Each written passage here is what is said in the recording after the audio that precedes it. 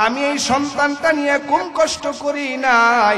এই সন্তানটা দুনিয়াতে আসিয়া তার বাবাকে দেখতে পারে নাই, যুদ্ধের ময়দানে শাহাদাতের সুধা পান করেছেন। আমি এই সন্তানটাকে নিয়ে এত কষ্ট করলাম। আমার সন্তান একদিনের ঘটনা, সন্তানকে নিয়ে আমি দিন রাত পরিশ্রম করে তিলে তিলে যখন সন্তান বড় হলো, এই দুনিয়া আমার মা নাই, আমার বাবা নাই, আমি মাই দুনিয়ায় আমার আপনজন কেউ নাই। ও পয়গম্বর, শুধুমাত্র আমি এই সন্তানের চেহারার দিকে তাকাইয়া দ্বিতীয় আর একটা বিবাহ করি নাই। এর যুবক আল্লাহর গোলাম ওই বিদ্যা মা ডেকে বলেন, পয়গম্বর, আমার সন্তানটা যখন বিবাহ শাদী করলো, একদিন দুই দিন পর তার বিবির সাথে আমার মনোমালিন্য দেখা যায়। তার বিবি আমাকে দেখতে পারে না, সহ্য করতে পারে না।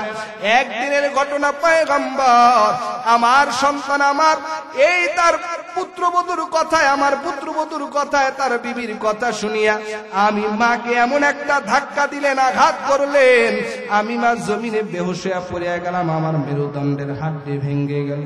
আজকে আমি সোজা হয়ে হাঁটতে পারি না, আপনার কাছে লাঠিতে ভর দিয়া দিয়ে আসছি। ও নবী, ওই দিন আমি বলেছিলাম, আল্লাহ এই দুনিয়ার জমিনে আমার সন্তানকে কষ্ট দিও না, আমি মা সহ্য করতে পারবো না রে আল্লাহ, তবে ওকে কবরের ভিতরে নিয়ে আযাব দিও। অবস্থাটা এমন হয়ে গেল, মায়ের ফরিয়াদ আল্লাহ কবুল করেছেন, দুনিয়াতে আল্লাহ আযাব দেয় নাই, কবরের ভিতরে এমন আযাব দিলেন। নবী বলেন, আল্লাহ এই বিদ্যা মার চোখের ভিতরে সন্তানের আযাবটা দেখায়া দাও। আল্লাহ পাক রব্বুল আলামিন যখন তার মায়ের চোখে সন্তানের আযাবটা দেখায়া দিলেন, মা কেমন একটা জিনিস রে যুবক। এই মা নবীকে ডাক দেয়া বলে, পয়গম্বর, আমি আমার সন্তানের আযাব সহ্য করতে পারি না, আমি আমার সন্তানকে মাফ করে দিলাম। পয়গম্বর, আপনি আল্লাহর কাছে দোয়া করেন, আল্লাহ যেন আমার সন্তানকে মাফ করে দেয়। মার ক্ষমা পাওয়ার পর নবী আল্লাহর দরবারে দোয়া করার সাথে সাথে মুহূর্তের ভিতরে আল্লাহ মাফ করে দিছে। বলেন সুবহানাল্লাহ। এ যুবক আল্লাহর গোলাম, এটাই আমার শেষ কথা, ভালো করে শুনে নাও। এই এলাকার অনেক যুবক ভাই টাকাওয়ালা পয়সাওয়ালা এই গ্রামের বাড়ি ছাড়িয়া শহর অঞ্চলে বাসা ভাড়া নিয়া, বিবি নিয়া, সন্তান নিয়া সংসার কাটাও। গ্রামের বাড়িতে মা বাবা শীতে রাত দিন যাপন করতেছেন, মা বাবার খবর নাও না। কিতাবের ভিতরে ঘটনা উল্লেখ করা হয়, ও পর্দার আড়ালের মা বোনেরা মাইকের আওয়াজ করে যায়, আম্মা জান, স্বামীর সংসারে আসিয়া এই স্বামীকে শ্বশুর শাশুড়ির থেকে আলাদা করবা না, কারণ তুমি যদি তোমার স্বামীকে শ্বশুর শাশুড়ির থেকে আলাদা করে দাও, এমন একটা দিন আসবে তুমিও শাশুড়ি হইবা, তোমার সন্তানও তোমাকে আলাদা করে দিবে, তাতে কোনো ভুল হবে না।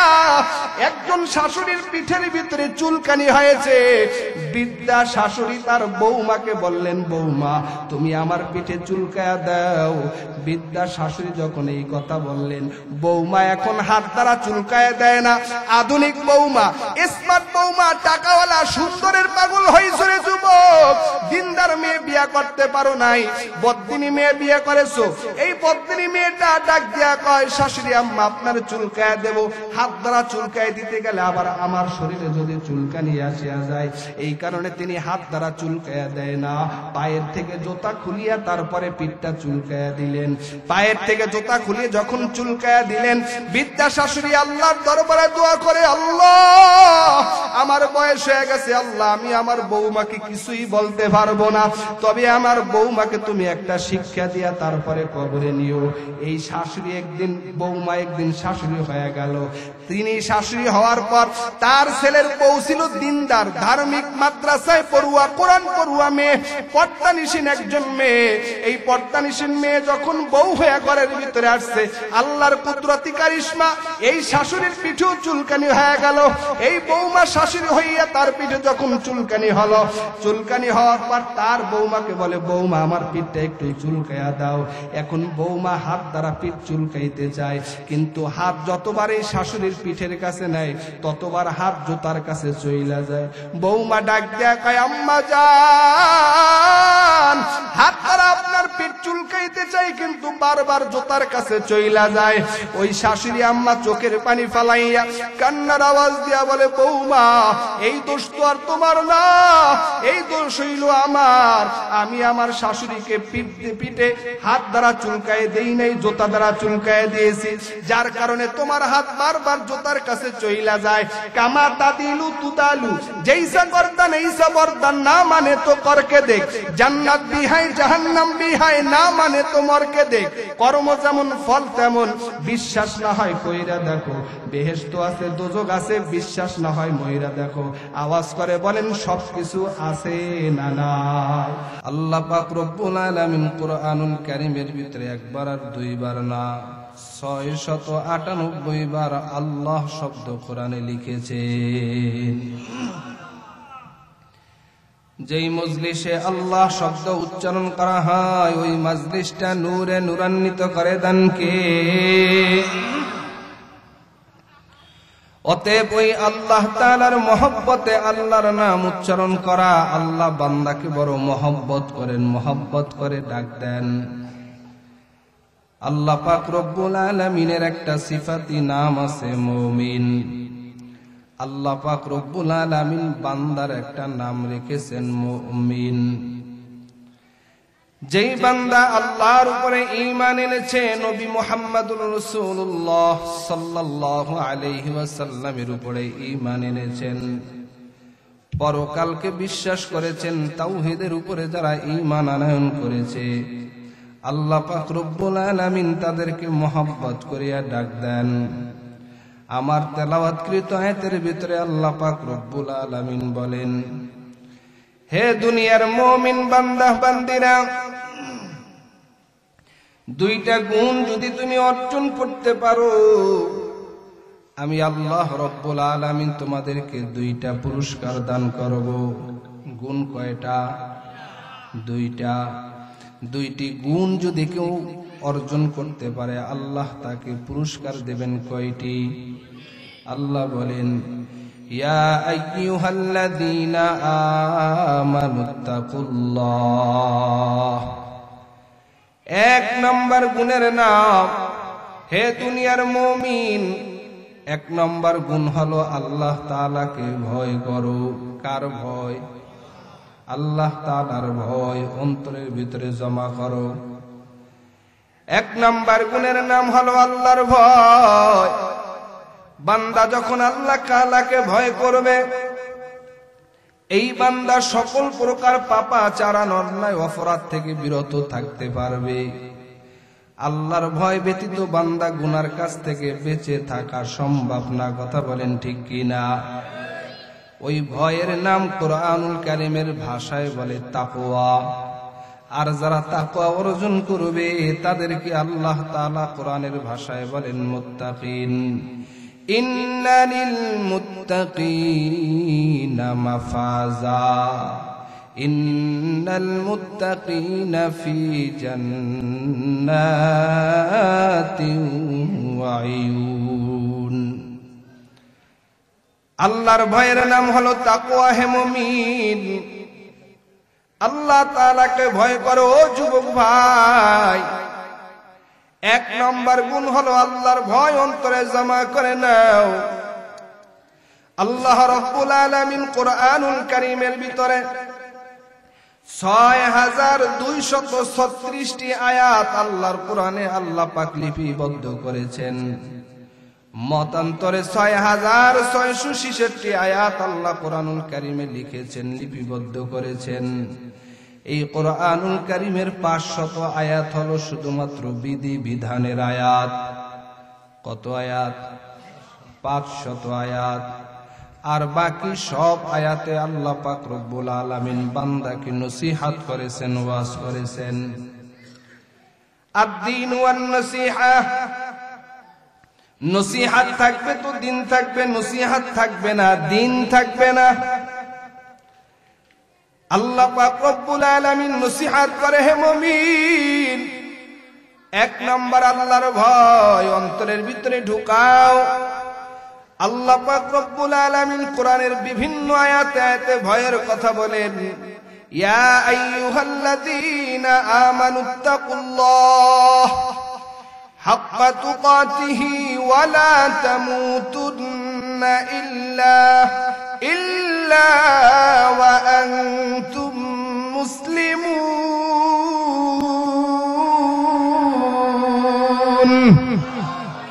আর আস্তে করে বলেন আল্লাহু আকবার।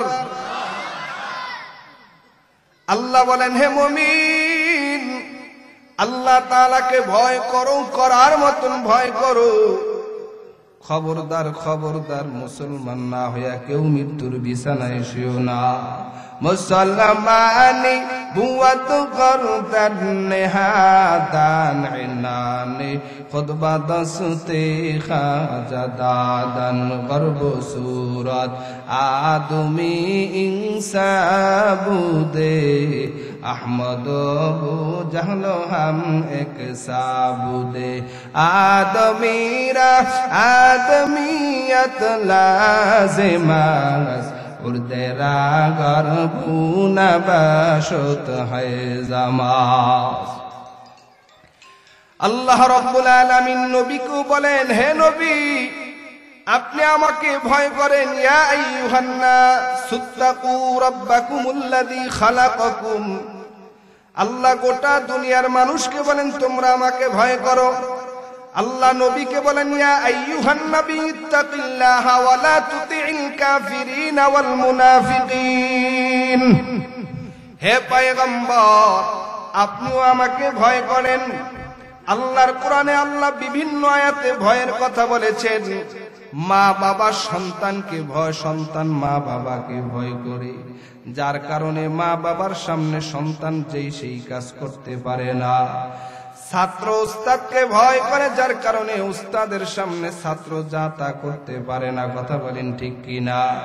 ঠিক তদ্রুপ বান্দার অন্তরে যদি ভয় থাকে, ওই ভয় থাকলে পরে বান্দা এই জমিনে নাফরমানি করতে পারবে না। কেমন ভয় বলে? ওই যে মাহে রমজানে যেভাবে ভয় করো, ইয়া আইয়ুহাল্লাযীনা আমানু কুতিবা আলাইকুমুস সিয়াম কামা কুতিবা আলাল্লাযীনা মিন ক্বাবলিকুম লাআল্লাকুম তাত্তাকুন।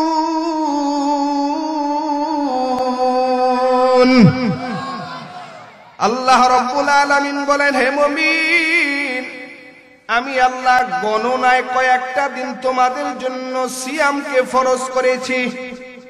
এক মাস না, গণনায় কয়েকদিন। 29 দিনও হতে পারে, 30 দিনও হতে পারে। কথা বলেন ঠিক কিনা? আল্লাহ বলেন, গণনায় কয়েকটা দিন তোমাদের জন্য রমজানের সিয়ামকে ফরজ করেছি। শুধু তোমাদের জন্য করেছি তা না, পূর্ববর্তী যারা ছিল তাদের উপরে আমি আল্লাহ রমজানের সিয়াম ফরজ করেছি। কেন করেছি জানো? বান্দা তুমি যেন মুত্তাকি হতে পারো।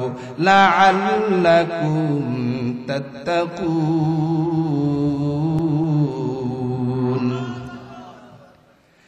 মুত্তাকি হওয়ার জন্য, তাকওয়া অর্জন করার জন্য আল্লাহ রমজানের সিয়াম ফরজ করেছেন। এ কারণে 3 জিনিসের সমন্বয় হলো সিয়াম। কয় জিনিস? 3 জিনিসের সমন্বয় হয় সিয়াম। 1 নম্বর, শবে সাদেক থেকে নিয়ে সূর্য অস্ত মুহূর্ত পর্যন্ত, সূর্য অস্তমিত হওয়া পর্যন্ত খানা পিনা, স্ত্রী সহবাস থেকে বেঁচে থাকার নাম হলো সিয়াম। বুঝেননি? খানা পিনা, স্ত্রী সহবাস থেকে বেঁচে থাকার নাম হলো সিয়াম। এই সিয়াম আল্লাহ দান করেছেন বান্দা যেন মুত্তাকি হতে পারে, তাকওয়াবান হতে পারে। এই কারণে একটু চিন্তা করে তাকায়া দেখবেন, 12 বছরের সন্তান রোজা রাখে, সিয়াম পালন করে, দুনিয়ার কেউ দেখে না, তৃষ্ণায় তার কলিজাটা শুকায় গেছে। ঘরের দরজা আটকায় একা একা পানি পান করতে পারে, কিন্তু করে না কার ভয়ে? আরো জোরে বলেন। এত পরিশ্রম, হাড় ভাঙ্গা পরিশ্রম করে বান্দার পরও রসিয়ামকে ভেঙ্গে না, পানি পান করে না, খাবার খায় না, কার ভয়ে? ওই রমজানে যেমনি আল্লাহকে ভয় করো হে যুবক, ঠিক রমাজানের বাহিরেও এমনি আল্লাহকে ভয় করো। রমাজানে যেমনি ভাবে তুমি সিয়াম থাকা অবস্থায়, রোজা রাখা অবস্থায় তুমি পানাহার করো না, তুমি খাবার খাও না, পানিও পান করো না। যদি পানি পান করো কেউ দেখবে না, কিন্তু মনের ভিতরে একটা চিন্তা, দুনিয়ার কেউ দেখুক আর না দেখুক, একজন দেখেন, তিনি কে? আইনা মা তুওয়াল্লু ফাতাম্মা ওয়াজহুল্লাহ।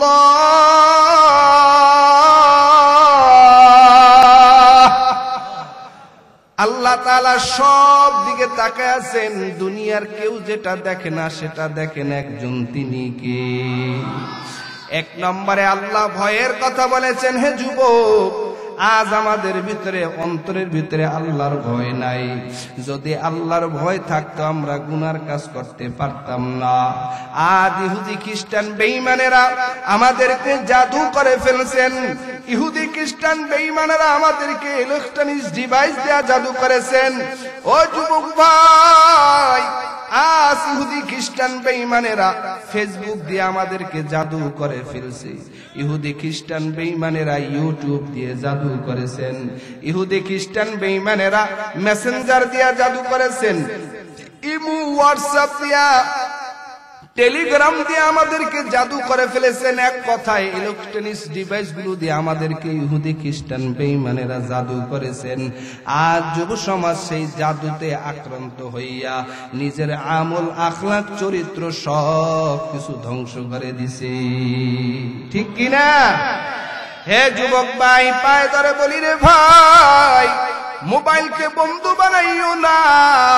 এই দুনিয়ার মানুষ মোবাইল পাইয়া জীবনকে বরবাদ করে দিছেন। এই জমিনে এক সময় মোবাইল ছিল না। একটু 15 বছর আগে তাকায়া দেখেন, 20 বছর আগের মানুষগুলোর চরিত্র ছিল বড় সুন্দর, কিন্তু আজ 20 বছর পরের মানুষগুলো স্মার্টফোন পাইয়া, মোবাইল পাইয়া যুবকের চরিত্র ধ্বংস করে ফেলছে। আজ অবৈধ প্রেম ভালোবাসায় লিপ্ত হইয়া গেছে, পরকীয়ার মাত্রা বেড়ে গেছে। ঘর ঘর পরকীয়া। বলেন, আল্লাহর ভয় নিয়ে কি পরকীয়া করে নাকি? হ্যাঁ, স্বামী বিদেশের বাড়িতে থাকে, স্ত্রী গ্রামে বৈশা পরকীয়া করে যুবকের সাথে। কিসের মাধ্যমে? কথা কয় না। আপনাদের এই এলাকায় করে না, ওই ঢাকা নারায়ণগঞ্জের মানুষ করে। এই এলাকার মহিলারা ভালো, যুবকেরা ভালো, সবাই আল্লাহওয়ালা বাইজিদ বুস্তামি। কি কোন? এ যুবক ভাই, আজ মোবাইলে আসক্ত হইয়া যুবকেরা রাত্র 1টা-1:30টা পর্যন্ত অনলাইনে ডুবিয়া থাকে। নামাজ পড়ে না, মোবাইল দেখে। এ যুবক, কথা কয় না? হ্যাঁ, মোবাইলের কারণে মানুষের চোখ নষ্ট, কিডনি নষ্ট, ব্রেন নষ্ট, চোখ নষ্ট হয়ে গেছে। আজ তো একজন তাজা খবর, ওই মুগদা ঢাকার এক হসপিটালে, চক্ষু হাসপাতালের ভিতরে আল্লাহর বান্দা এমন হয়ে গেল, স্বামী আর স্ত্রী ডাক্তারের শরণাপন্ন হলো। স্বামী তাকায়া দেখেন, চোখের দ্বারা তাকায়া দেখেন, শুধু তিনি চোখ দ্বারা দেখতেছেন বিল্ডিং ভেঙ্গে যায়, ভেঙ্গে যায়, কি যেন ভেঙ্গে গড়গড় হয়ে পড়তেছেন। এইভাবে তিনি তাকায়া দেখেন। একজন চিকিৎসকের শরণাপন্ন হওয়ার পর চিকিৎসক ডেকে বলে, আপনি এরকম দেখতেছেন, আপনি কি ব্যবহার করেন? কয়, আমি দামি একটা স্মার্টফোন ব্যবহার করি। তার বিবিকে ডেকে ডাক্তার বলে দিলেন, আপনার স্বামীর চোখ যত অপারেশনই করেন না কেন, এই দামি স্মার্টফোন ব্যবহারের কারণে আপনার স্বামীর চোখ নষ্ট হয়ে গেছে, ভালো হবে না। নাউজুবিল্লাহ কও যুবক, সুবহানাল্লাহ কোন জায়গায় কয়, নাউজুবিল্লাহ কোন জায়গায়, এটাও কইতে পারে। জোরে কান নাউজুবিল্লাহ। এই মোবাইলের কারণে যুবকরা বেদব হতে চলছে, মা বাবার কমন মানে না। জোরে বলেন ঠিক কিনা? মোবাইলের কারণে পুত্রবধূরা শ্বশুর শাশুড়ির খেদমত করতে সময় পায় না, কিন্তু চ্যাটিং করতে সময় পায়, মোবাইলে সময় দিতে সময় পায়। আওয়াজ করে বলেন ঠিক কিনা? এ যুবক, আল্লাহর গোলাম, আল্লাহর ভয় অন্তরের ভিতরে ঢুকাও। মোবাইলের গুনাহ করে করে জিন্দেগি বরবাদ করে দিও না। গুনাহ এত বড় মারাত্মক। গুনাহ মানুষের 5টা ক্ষতি করে, নগদ 5টি ক্ষতি করে। গুনাহ কয়টি ক্ষতি করে? লম্বা চূড়া আলোচনা করার সুযোগ নাই, সংক্ষিপ্ত সময় বেঁধে দেওয়া হয়েছে। ও যুবক আল্লাহর গোলাম, 5টা ক্ষতি করে গুনাহ। 1 নম্বর ক্ষতি, গুনাহগার বান্দার চেহারার সৌন্দর্যতা লাবণ্যতা নষ্ট হয়ে যায়। একটু তাকায়া দেখ, অনেক মুরব্বীদের বয়স হয়ে গেছে 70-80 বছর বয়স, তারপর চেহারাটা কত সুন্দর দেখা যায়। কারণ এরা নামাজিওয়ালা মানুষ, এরা জিকির করেনওয়ালা মানুষ। ও যুবক, তুমি তোমার চেহারার সৌন্দর্য তো বাড়াইতে চাও, কিন্তু গুনার থেকে বাঁচতে চাও না, গুনার থেকে বিরত থাকো না। গুনাহ করার কারণে বান্দার চেহারার সৌন্দর্য থাকে না। গুনাহের দ্বারা বান্দার চেহারার লাবণ্যতা নষ্ট করে দেন কে? 2 নম্বর, গুনাহ করার কারণে বান্দার কলব বড় শক্ত হয়ে যায়। জুলমাতুন কলবুন, কলবের ভিতরে পর্দা পড়িয়া যায়। ভালো জিনিস ভালো লাগে না, মা বাবার উপদেশ ভালো লাগে না, ইমামকে সহ্য করতে পারে না, ইমামের ওয়াজ ভালো লাগে না, জুমার দিন বয়ান শুনতে ভালো লাগে না। 5 মিনিট সময় হয়ে গেলে ইমাম সবচেয়ে সিগন্যাল দেয়, আছে না নাই? এরে যুবক আল্লাহর গোলাম, গুনাহ মানুষের 2 নম্বর ক্ষতি করে, তার অন্তর শক্ত বানায়া দেয়। 3 নম্বর গুনাহ ক্ষতি হয় কি? এ যুবক আল্লাহর গোলাম, 3 নম্বর গুনাহ মানুষের শরীরকে দুর্বল বানায়া ফেলায়। গুনাহগারের মানুষের শরীর কি হয়? জোরে বলেন। গুনাহগার বান্দার মানুষের শরীরকে দুর্বল করে দেন কি? যতই শক্তিশালী হন, যত লম্বাই হন না কেন, যত মোটা সোটাই হন না কেন, গুনাহগার বান্দার শরীরে শক্তি থাকে না। 4 নম্বর, গুনাহগার বান্দার রিজিকের বরকত নষ্ট হয়ে যায়। গুনাহগার বান্দার রিজিক সংকীর্ণ হয়ে যায়, রিজিক খেতে পারে না। 5 নম্বর, গুনাহগার বান্দার প্রতি মানুষের ঘৃণার সৃষ্টি হয়। কি সৃষ্টি হয়? গুনাহগার বান্দাকে মানুষ ঘৃণা করে, এমনকি গুনাহগারকে গুনাহগার পর্যন্ত ঘৃণা করে। এজন্য গুনার থেকে বাঁচো হে যুবক। 1 নম্বর, গুনাহগার বান্দার চেহারার ভিতরে সৌন্দর্য থাকে না।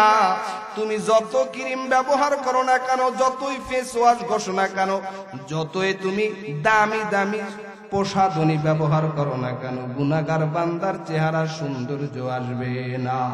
মুখের দাগে বিচলিত তুমি দেখো আয়না বারে বার, মুখের দাগে বিচলিত তুমি দেখো আয়না বারে বার। আত্মার কোনো খবর রাখুনি, সে যে কুৎসিত কদাকার। এহ জীবনে বিভোর তুমি, নেই মরণের খবর। এহ জীবনে বিভোর তুমি, নেই মরণের খবর। তুমি যে ভাই নামে মুসলিম, কাজে ইবলিশের দোসর। কথা বলেন ঠিক কিনা?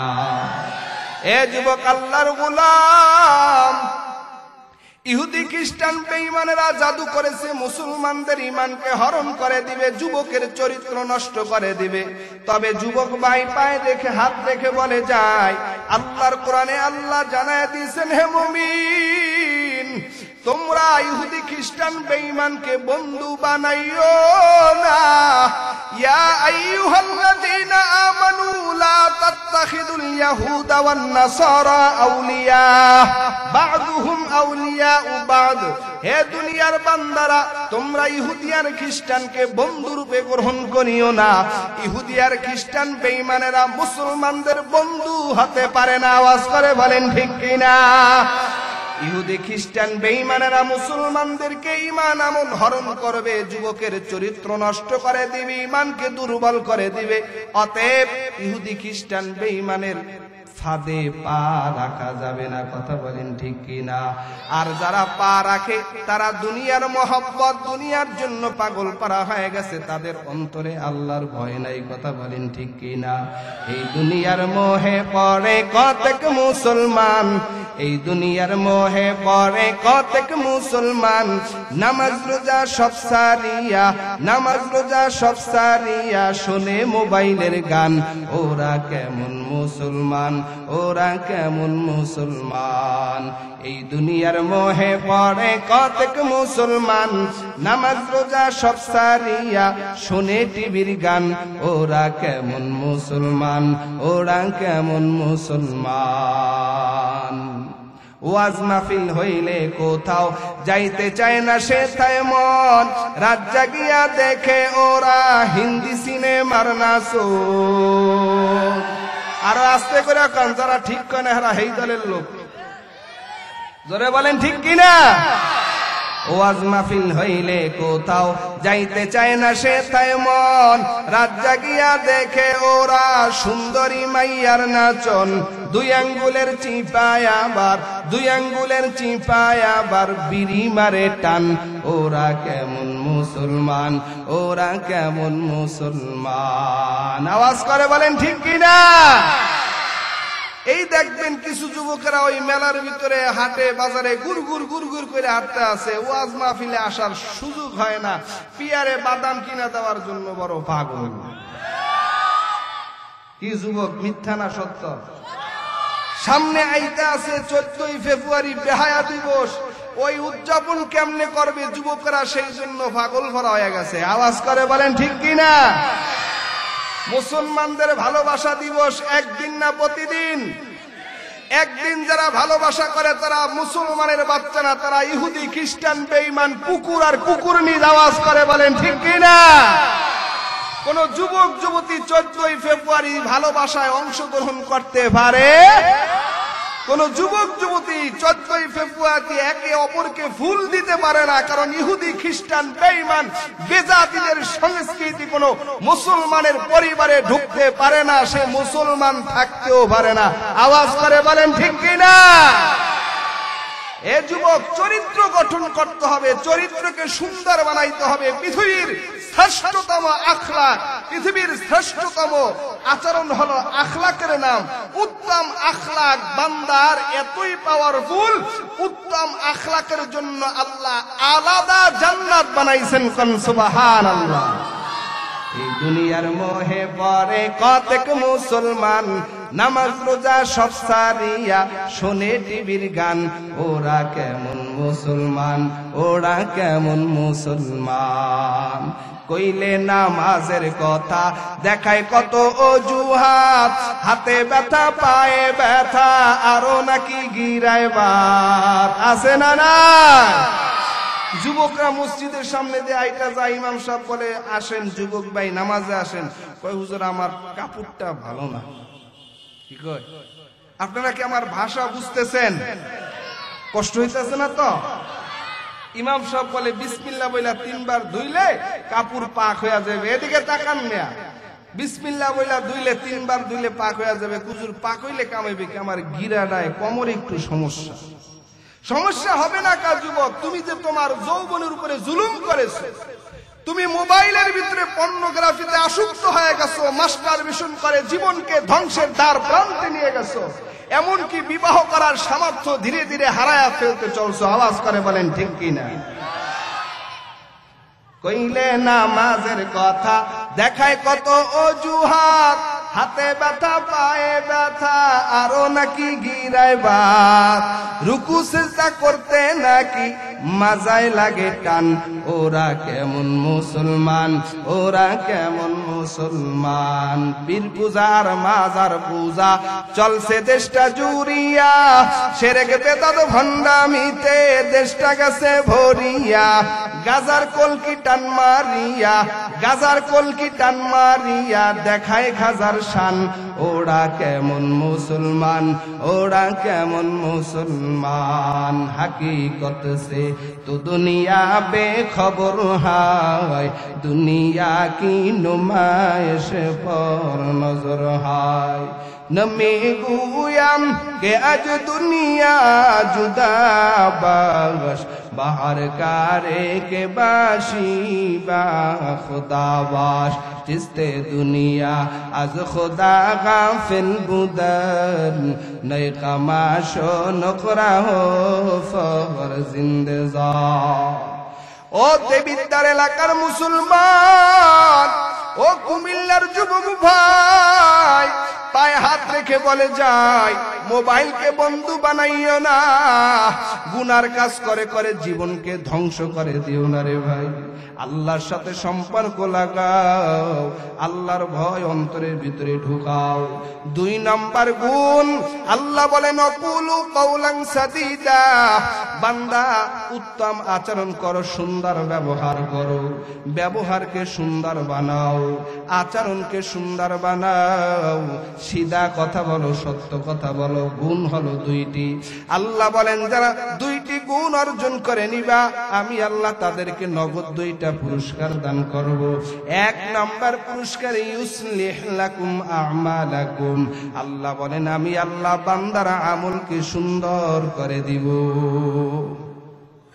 আমল সে জিंदगी बनती है जन्नत भी जहन्नम, अमल से जिंदगी बनती है जन्नत भी जहन्नम, एक खाके फितरत में न नारी है न नूरी, एक खाके फितरत में न नारी है न नूरी। 1 নম্বর পুরস্কার আল্লাহ আমলকে সুন্দর করে দিবেন। এই জমিনে আল্লাহ বান্দাকে পাঠাইছেন দুনিয়ার টাকাওয়ালা হবা, এই জন্য আল্লাহ পাঠান নাই। দুনিয়ায় কে কয় টাকার মালিক হবা, এই জন্য আল্লাহ পাঠান নাই। দুনিয়ায় কে বড় নেতা হবা, এটাও আল্লাহ দেখবে না। আল্লাহ দেখবেন কোন বান্দার আমলটা কত সুন্দর।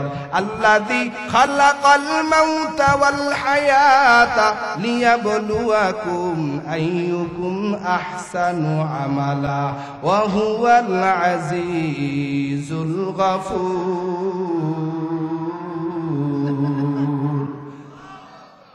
আল্লাহু আকবার। কমে গেল সাউন্ড, গুনইব আল্লাহু আকবার বললে। আরো জোরে বলেন আল্লাহু আকবার। নারায়ে তাকবীর, লিল্লাহি তাকবীর। আল্লাহ রাব্বুল আলামিন বলেন হে গোলাম, আমি আল্লাহ মৃত্যু এবং হায়াত দিয়ে জমিনে পাঠাইলাম একটা পরীক্ষা নেওয়ার জন্য। কি পরীক্ষা নিবেন আমার আল্লাহ? আল্লাহ বলেন আমি আল্লাহ দেখব কোন বান্দার আমল কত সুন্দর, এই আমলের পরীক্ষা নিবেন কি। এই জন্য যুবক ভাই, 2টা গুণ অর্জন করলে আল্লাহ পুরস্কার দিবেন। 1 নম্বর আমলকে সুন্দর করে দিবেন। 2 নম্বর পুরস্কার আল্লাহ বলেন ওয়াগফির লাকুম যুনুবাকুম, আল্লাহ বান্দার সব গুনাহ সমূহ মাফ করে দিবেন। মদিনাওয়ালা নবী আমার হাদিস শরীফের ভিতরে ফরমান আরবাউন ইযা কুন্না ফিকা ফালা আলাইকা মা ফাতাকাদ দুনিয়া। আল্লাহর রাসূল বলেন ও উম্মতের দল, দুনিয়ার সব কিছু যদি হারায়া ফেলাও, তবে 4টা জিনিসকে যদি আঁকড়ায়া ধরতে পারো, দুনিয়ার সব কিছু হারাইবা, মালিকের তৈরি জান্নাত তুমি হারাইবা না। 1 নম্বর আল্লাহর নবী বলেন হিফজু আমানাতিন, তোমরা আমানতদার উম্মত হয়ে যাও, আমানতের খেয়ানত করবা না। আমানত এক ব্যাপক শব্দ। নবী বলেন লা ঈমান লিমান লা আমানাত আলা, যার ভিতরে আমানতদারি নেই তার ভিতরে ঈমান নাই। আমানত কাকে বলা হয়? উস্তাদের কাছে ছাত্র আমানত, স্বামীর কাছে স্ত্রী আমানত, মা বাবা সন্তানের কাছে আমানত, সন্তান মা বাবার কাছে আমানত, ছাত্র উস্তাদের কাছে আমানত। 1 নম্বর নবী বলেন তোমরা আমানতওয়ালা উম্মত হয়ে যাও। আমি নবী 63 বছরের হায়াতের জিন্দেগিতে আমানতের খেয়ানত করি নাই, তোমরাও আমানতের খেয়ানত করবা না। হিফজু আমানাতিন, আমানতদার উম্মত হয়ে যাও। 2 নম্বরে নবী বলেন সিদকু হাদিসিন, ও উম্মতেরা পাক জবানের মালিক হও, সত্য কথা বলো, মিথ্যা কথা বলবা না। কারণ মিথ্যা মানুষকে ধ্বংস করে দেয়, সত্য মানুষকে বিজয় করে দেয়।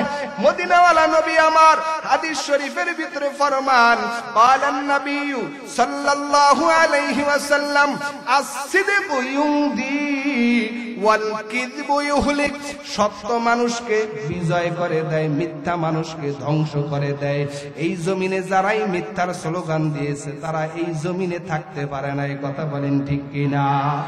আমি আজ থেকে 10 বছর পূর্বে বলেছিলাম এ বাঙালি মুসলমান, যেই দিন আল্লাহ কোরআনের পাখি আল্লামা দেলাওয়ার হোসেন সাইদী রহমাতুল্লাহ আলাইকে, কোরআনের পাখি আল্লামা দেলাওয়ার হোসেন সাইদী রহমাতুল্লাহ আলাইকে মিথ্যা মামলা দিয়া কারাগারে বন্দী করেছে, ওই দিন আমি বলেছিলাম হে বাঙালি মুসলমান, যারা আলেমের হাতে মিথ্যা মামলার হাত করা পড়াইছো, এমন একটা দিন আসবে তাদের পায়ের তলায় মাটি খুঁজে পাবে না। কথা বলেন ঠিক কিনা? যদিও আল্লামা দেলোয়ার হোসেন রহমাতুল্লাহ আলাইহি দুনিয়ার থেকে বিদায় নিয়েছেন, তার প্রত্যেকটা কথা এই জমিনে বাস্তবায়ন হয়েছে। কথা বলেন ঠিক কিনা? জালেমদের পতন হয়েছে। জালেম দুনিয়ার কোন জালেমদেরকে আল্লাহ এই জমিনে স্থান দেন নাই। জালেমের পরিণতি বড় ভয়ঙ্কর, কারণ জুলুমের এত বড় মারাত্মক অপরাধ। জুলুমকারীর বিচার আল্লাহ জমিনের ভিতরে নগদ করেন, বাকিটা আল্লাহ কিয়ামতের ময়দানে করেন। এই জমিনে যারা এই জুলুম করেছে, যারা আলেমদের সাথে দুর্ব্যবহার করেছে, যারা নিরহ নিরপরাধ মানুষের সাথে দুশ্মনী করেছে, তাদের সাথে আল্লাহ পাক রব্বুল আলামিন ভালো আচরণ করে নাই।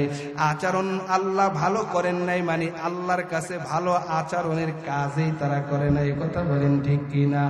এই জমিনে নমরুদ আসছে, ফেরাউন আসছে, সাদ্দাত আসছে, হামান আসছে, কারুন আসছে, তারা কেউ জমিনে থাকতে পারে নাই।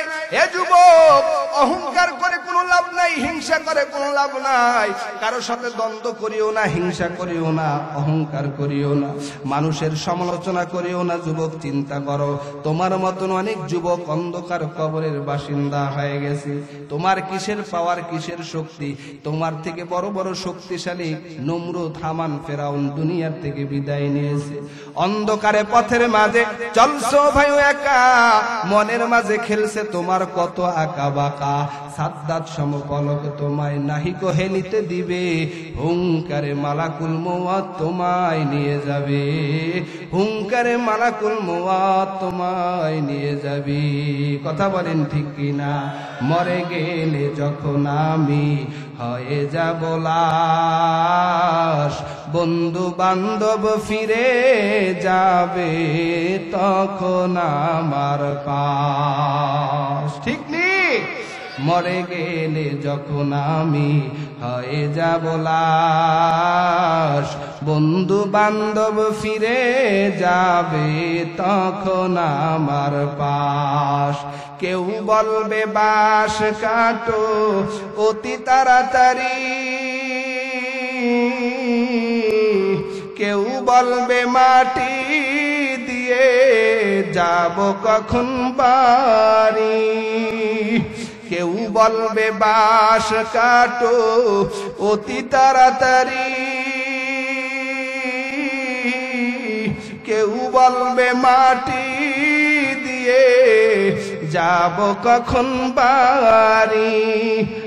আজ আমি জীবিত বলে সবাই আমার আপন, মরার পরে সঙ্গী হবে শুধু সাদা কাফন, মরার পরে সঙ্গী হবে শুধু সাদা কাফন। মৌত কাসিন কুল্লু নাসিং শারবু, কবর বাইতিন কুল্লু নাসিন দাখিলুন। মরণ থেকে যতই পালাও, মরণ তোমায় নিবে ঘিরি। যদিও সুদূর আকাশ পানে লুকাও সেথায় লাগিয়ে সিঁড়ি। নদী পথে নৌকা চালাও ওরে মাঝি ভাই, বেলা ডুবার আগে আমি ওপার উঠতে চাই।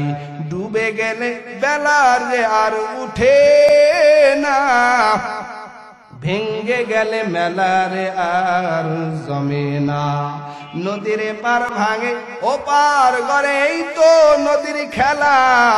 সকাল বেলার বাদশা যিনি ফকির, ফকির দুপুর বেলা। কথা বলেন ঠিক কিনা? সন্ধ্যা পর্যন্ত সময় নাই, ফকির দুপুর বেলা। এখন আর সন্ধ্যা হতে হয় না, সন্ধ্যার আগে দুপুরেই বিদায়। আওয়াজ করে বলেন ঠিক কিনা? এই জন্য যুবক ভাই পায়ে হাত রেখে বলি রে ভাই, মায়ার নবী মদিনাওয়ালা নবী আমার উম্মতদেরকে ডেকে ডেকে বলেন, উম্মতেরা জবানকে সত্য বানাও, জবান দ্বারা মিথ্যা বলবা না। আজ এই মিথ্যা বলার দ্বারা জমিনটা বড় সয়লাভ হয়ে গেছে। মা বাবা সন্তানের সাথে মিথ্যা কথা বলে। এই মিথ্যার বড় একটা ফ্যাক্টরির নাম হইল মোবাইল। মোবাইলের ভিতরে এই পরিমাণ মিথ্যা কথা হয়, এত মিথ্যা কথা দুনিয়ায় আর কোথাও হয় না। কথা বলেন ঠিক কিনা? মোবাইল হইল একটা মিথ্যা কথার ফ্যাক্টরি, শুধু মিথ্যা সাপ্লাই দেয়। এরে যুবক আল্লাহর গোলাম ও পর্দার আলের মা বোনেরা, জবানকে মিথ্যা বলিও না, জবানকে মিথ্যা বলে অপবিত্র করিও না। পায়ে হাত রেখে বলি রে যুবক, জবানকে সত্য কথা বলো, জীবন যাবে মিথ্যা বলবো না। এই মিথ্যার মতন একটা অপরাধ যদি নিজের জীবন থেকে বাদ দিতে পারো, তোমার জীবনটা পাল্টে যাবে। লম্বা আলোচনা ব্যাখ্যা করার সময় নাই, সামন দিকে আগাই। 3 নম্বরে নবী বলেন ওয়াহুসনু খলিকাতিন, তোমার ব্যবহারকে তুমি সুন্দর বানাও। ব্যবহারকে যদি সুন্দর বানাইতে পারো, এরে যুবক আল্লাহর গোলাম, স্বামী স্ত্রীর সাথে সুন্দর ব্যবহার করো, স্ত্রী স্বামীর সাথে সুন্দর আচরণ করো। দুনিয়ার জমিনে পরস্পরের সাথে ভালো আচরণ করো।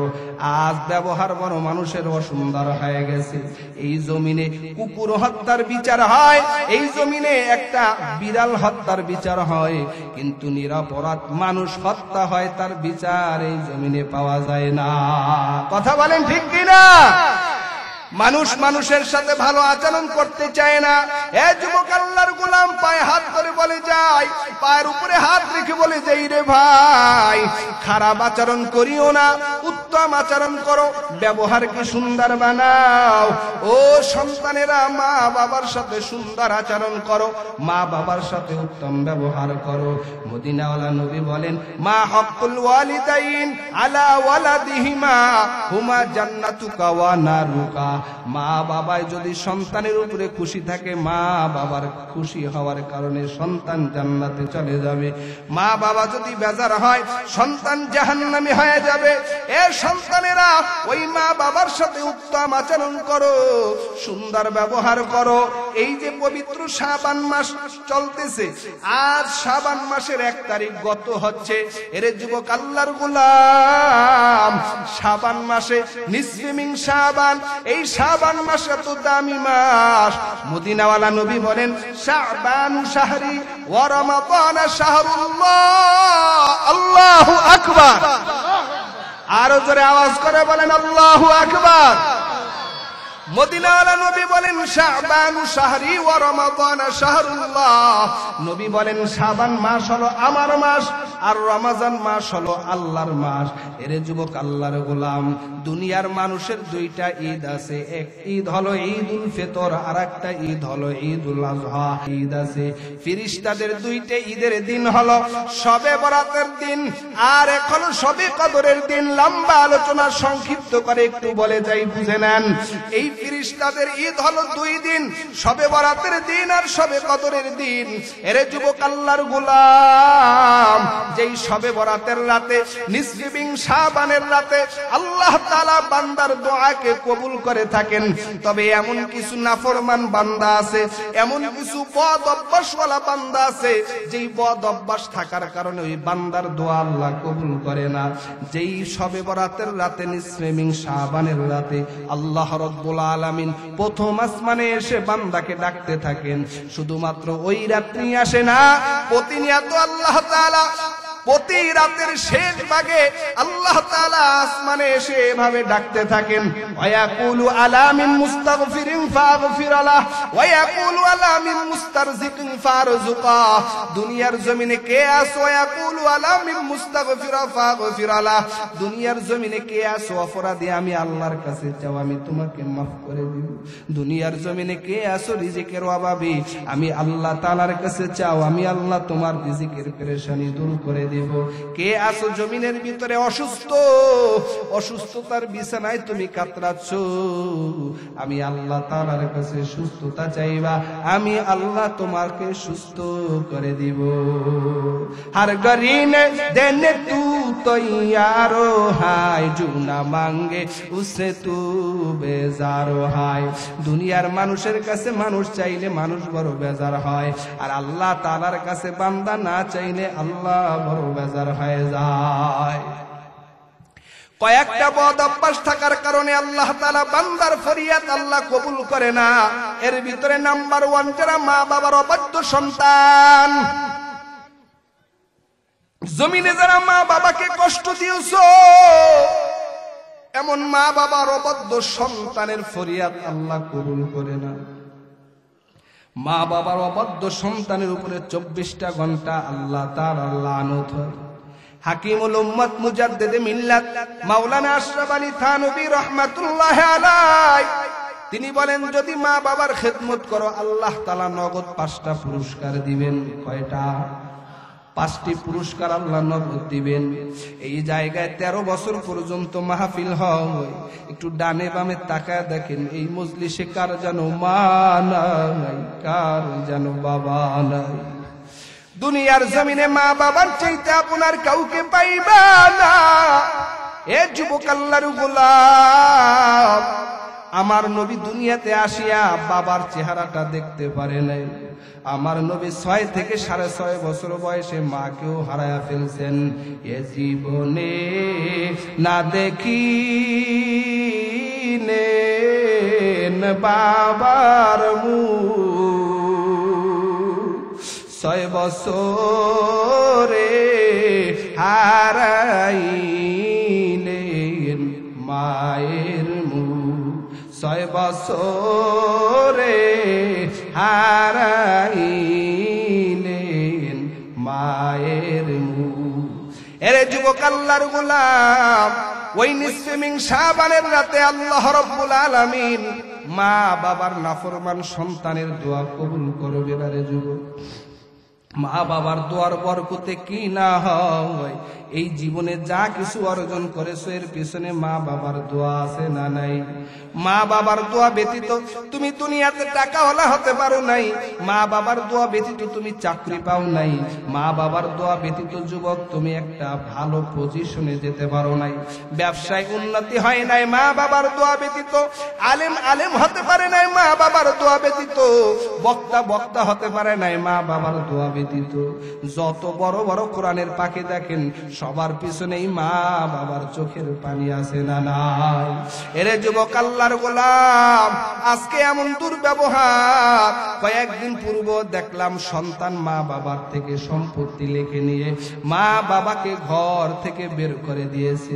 এরে যুবক আল্লাহর গোলাম, এই মা বাবার সাথে দুর্ব্যবহার করিও না। আল্লাহর পয়গম্বর হযরতে ঈসা আলাইহিস সালাম এই জমিনে আসছেন, বাবার পরিচয় নাই, বাবা ছিল না। মায়ের গর্ভ থেকে পয়গম্বর ঈসা আলাইহিস সালাম দুনিয়াতে আসছেন। একদিন জামানার পয়গম্বর ঈসা আলাইহিস সালাম আল্লাহকে ডেকে বলেন, আল্লাহ, আমার মায়ের দোয়ার বরকতে শুকনা খেজুর গাছ থেকে তুমি আমাকে খেজুর খাওয়াইছো। আল্লাহ, মায়ের দোয়ার বরকতে তুমি বেমুসরি ফল আমাকে খাওয়াইছো। আল্লাহ, জানতে চাই এই জমিনে এরকম বরকতপূর্ণ কোন বান্দা আছে নাকি? আল্লাহ পাক রব্বুল আলামিন পয়গম্বর ঈসা আলাইহিস সালামকে ডেকে বলেন, পয়গম্বর ঈসা, ওই যে পাহাড় দেখা যায়, যাও ওই পাহাড়ের কিনারায় যাও। পাহাড়ের কিনারায় যখন পয়গম্বর ঈসা আলাইহিস সালাম গেলেন, যাওয়ার পরে পয়গম্বর ঈসা আলাইহিস সালাম তাকায় দেখতেছেন একটা পাথর দেখা যায়। ঈসা নবী আল্লাহকে ডেকে বলেন, আল্লাহ, আমি তো একটা পাথর দেখতেছি। আল্লাহ বলেন, পয়গম্বর ঈসা, এই পাথরটাকে তুমি একটা লাঠি দিয়ে আঘাত করো। পয়গম্বর ঈসা আলাইহিস সালাম পাথরকে যখন লাঠি দিয়ে আঘাত করলেন, পাথরটা 2 টুকরা হয়ে গেল। পাথর থেকে একজন বৃদ্ধ মানুষ বের হয়ে আসছে। আল্লাহু আকবার, আস্তে করে কর। বাড়িতে যে আল্লাহু আকবার বলেন, চিল্লা জোরে বলেন আল্লাহু আকবার। একটা বান্দা পাথর থেকে বের হয়ে এসে বলতেছেন, আসসালাতু ওয়াসসালামু আলাইকা ঈসা রূহুল্লাহ। ঈসা নবীকে সালাম দেওয়ার পর নবী ঈসা আলাইহিস সালাম ডাক দেয়া কয়, রে বৃদ্ধ ভাই, তুমি এই পাথরের ভিতরে কতদিন অবস্থান করতেছো? বৃদ্ধ লোকটি ডেকে বলে, পয়গম্বর ঈসা, আমি এই পাথরের ভিতরে একদিন আর 2 দিন না। সুবহানাল্লাহ বলার জন্য রেডি হয়ে যান, এখন না একটু পরে বলেন। এই বৃদ্ধ লোকটা বলে, আমি একদিন আর 2 দিন পাথরের ভিতর না, আমি এই পাথরের ভিতরে 4000 বছর পর্যন্ত অবস্থান করতেছি। ঈসা নবী ডেকে বলে, তোমার কি ক্ষুধা পায় না, তৃষ্ণা পায় না? তুমি পাথরের ভিতরে কি খাও? এই বৃদ্ধ লোকটি ডেকে বলে, পয়গম্বর ঈসা, আমার ক্ষুধাও লাগে তৃষ্ণাও লাগে। আমার যখন ক্ষুধা হয় আর তৃষ্ণা পায়, এই পাথরের ভিতরে আল্লাহর ফেরেশতারা আমার জন্য জান্নাতি খাবার নিয়ে আসে। এই খাবারটা হলো সরিষার দানার মতন, ছোট ছোট সরিষার দানার মতন, তবে এই দানাটা দুধের থেকেও বড় সাদা, বরফ থেকেও বড় ঠান্ডা, মধুর থেকেও বড় মিষ্টি। এই খাবার যখন আমি খাই, আমার ক্ষুধাও মেটে যায়, তৃষ্ণাও মেটে যায়। আল্লাহর নবী ঈসা আলাইহিস সালাম বলেন, এ বৃদ্ধ ভাই, এই মাকাম, এই নিয়ামত তুমি কেমন করে অর্জন করেছো? এ যুবকরা মনের কান, অন্তরের কানটা লাগাইয়া শুনো, শুধুমাত্র দেহের কান দেয়া, উপরের কান দেয়া শুনেন না। এই বৃদ্ধ লোকটি ডেকে বলে, পয়গম্বর ঈসা, আমার এই নিয়ামত অর্জন হওয়ার পিছনে আমার মা বাবার দোয়া। খিদমতে মা দরফে দর কুন সুবহ শাম, তাকে বাসি দর্দ আলম নেকু নাম। খিদমতে মা দরফে দর কুন ইখতিয়ার, তাকে বাসি দর্দ আলম নেকু নাম। যাহা কিছু হও না কেনে, কিছুই না মায়ের দোয়া বিনে। বাস্তবে না বুইজা মনে কইরো না যে ফাও, বাস্তবে না বুইজা মনে কইরো না যে ফাও। মায়ের দোয়া লৌহে মুমিন, মায়ের দোয়া লও, মায়ের দোয়া লৌহে মুমিন, মায়ের দোয়া লও। আল্লাহু আকবার। বৃদ্ধ লোকটি ডেকে বলেন, পয়গম্বর ঈসা, আমার বাবা যখন বৃদ্ধ হয়ে গেল, আমি আমার বাবার খেদমত করলাম, আমার বাবা আমার জন্য দোয়া করলেন। আমার মা যখন বৃদ্ধা হয়ে গেল, মাজুর চলতে পারে না, আমি আমার মায়ের কাপড় ধুয়ে দিতাম, আমি আমার মাকে ছোট ছোট লোকমা বানায় খাবার খাওয়াইতাম, আমি আমার মাকে এত মহব্বত করতাম। আমার মা একদিন আমাকে শেষ বিদায়ের বেলা আমার জন্য এভাবে হাত তুলে আল্লাহর দরবারে দোয়া করেছেন, আল্লাহ তুমি আমার সন্তানকে এমন একটা স্থানে রাখবা যা পৃথিবীর কাউকে রাখো নাই, এমন জান্নাতি খাবার খাওয়াইবা যেই খাবার দুনিয়ার কাউকে খাওয়াও নাই। এরে যুবক আল্লাহর গোলাম, পক্ষান্তরে যারা মা বাবার খেদমত করবে না, মা বাবার নাফরমানি করবে, তাদের অবস্থাটা কেমন হয়? মদিনাওয়ালা নবী আমার একদিন জান্নাতুল বাকি গুরুস্থানের কিনারায় মসজিদে নববী, ওই মসজিদে নববীতে নামাজ আদায় করে যখন বের হলেন, এখন তো সেই জান্নাতুল বাকি গুরুস্থানটা চতুর্দিকে দেওয়াল দিয়ে ঘেরা, এক সময় দেওয়াল ছিল না। আমার পয়গম্বর মসজিদে নববীর থেকে নামাজ পড়িয়া যখন বের হলেন, জান্নাতুল বাকি গুরুস্থানের দিকে নবী তাকায়া দেখেন একটা কবরের ভিতরে আযাব চলতেছে। নবী কবরের আযাব দেখিয়া ওই কবরের কিনারায় দাঁড়ায়া গেলেন, আল্লাহর দরবারে দোয়া করেন, আসমানের মালিক, আল্লাহু আকবার, ও আসমানের মালিক, এই কবরের ভিতরে আযাব হয়, আমি নবী দুনিয়ার জমিনে এখনো জিন্দা আছি, আমি নবী সহ্য করতে পারি না, আল্লাহ এই কবরের আযাবটা আপনি মাফ করে দেন। আল্লাহ পাক রব্বুল আলামিন বলেন, এ পয়গম্বর দোয়া করলেই হবে না, এই পৃথিবীতে সকল নবী রাসূলদেরকে আল্লাহ পাক রব্বুল আলামিন একটা পাওয়ার দিয়েছেন, যেই পাওয়ারটা হলো মুস্তাজাবুদ দাওয়া। প্রত্যেক নবীরা দোয়া করলে আল্লাহ দোয়া কবুল করে নেয়। এর যুবক আল্লাহর গোলাম পয়গম্বরে আরবি মুহাম্মদুর রাসূলুল্লাহ সাল্লাল্লাহু আলাইহি ওয়াসাল্লাম আল্লাহর দরবারে দোয়া করতেছেন, কিন্তু দোয়া কবুল হয় না। জিবরাইল আমিন পাঠায়া পয়গম্বরকে জানায়া দেয়, ও পয়গম্বর,